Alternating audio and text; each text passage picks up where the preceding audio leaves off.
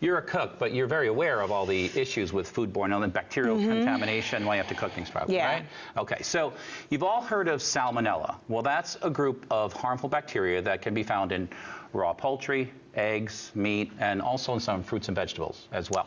Now, the CDC estimates that Salmonella causes 1.2 million illnesses in the U.S. every year, which is a lot. That's a lot. That's a lot. Right? That's scary. Now, in many cases, a person with Salmonella can kind of just wait it out and get better. The infection will pass. They won't have a severe illness, but some can have a severe illness and wind up being hospitalized, and they can even die from it. Again, it depends on how your own health, your immune system, things like that. So foodborne illnesses as a whole kill over 400,000 Americans every year. Really? That's a lot. It's a lot of people, man. You know, when we talk about people dying from other things, we tend not to think about this is right in our backyard, right in our wheelhouse, in our house. So the issue of note here is not what you can do to minimize your exposure to Salmonella, right? We're going to get to that later.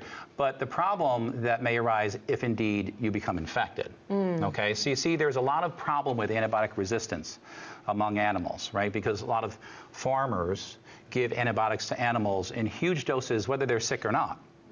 Why? And they do that so the animals don't get sick. They want to avoid disease, to prevent disease from happening in the future, right? Because then it probably, you know, if one animal gets sick, then the whole, you know, herd so they're will get basically covering their bases, even though nobody's sick. But that overuse isn't good, because what happens is the bacteria quickly develop resistance. Bacteria are living organisms, right? So they kind of find ways to survive that, right? They adapt.